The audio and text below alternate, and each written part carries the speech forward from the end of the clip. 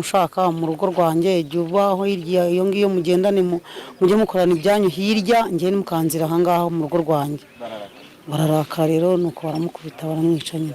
Ikintu amwicishije twabonye amukubita gusa ngo ni umusambane kuko ni nabyo ibyo bintu bapfaga kuko agiye kumukubita icyuma bati ndongora umugore iwanjye uhabaza iki. Ikintu cyatubabaje ni kimwe, umuntu agutwarira umugore asigana kwishe.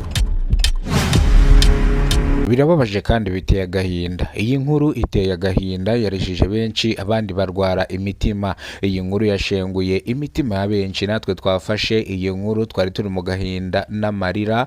Umugabo yaje kwicwa ku iki gicamunsi ku itariki 15 z'ukwezi kwa 4 2026. Uyu mugabo yakubiswe n'umugore we ndetse n'umugabo w'umwinjira, birangira uyu mugabo yitabye Imana. Yakubiswe kugera ubwo ahumekaga akuka kanyuma, birangira rero uyu mugabo ambirasi izije kumujyana kwa muganga apfira mu nzira ari kujya ku bitaro.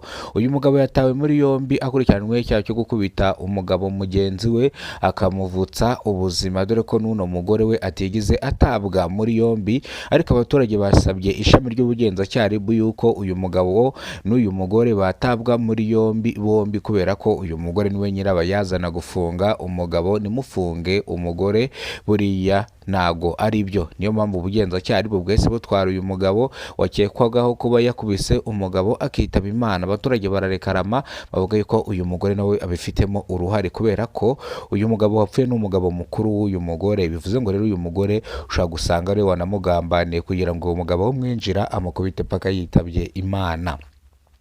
Ubugenzacyaha RIB rero bwese buta muri yombi uyu mugore, bombi bakurikiranwe icyaha cyo kwica uyu mugabo bakamukubita paka yitabye Imana. Uyu mugabo yapfuye ari kujyanwa ku bitaro bya Masaka, birangira rero apfiriye mu nzira. Birangira bahise bamukatana, bahita bamujyana muri moruge cyangwa bahita bamujyana aho bajyana imirambo.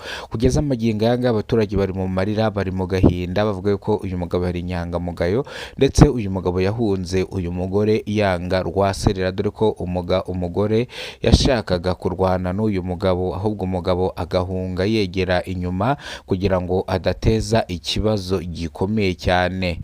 Byarangiye rero uyu mugabo n'uyu mugore batawe muri yombi n'ishami ry'ubugenzacyaha RIB.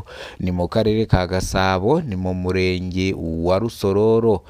Nimba rwo bwa mbere ugeze ko no muyoboro, kora subscribe ufungura inzogera kugira ngo uzajye ubasha kubona amakuru mu gihugu cy'u Rwanda kandi yizewe.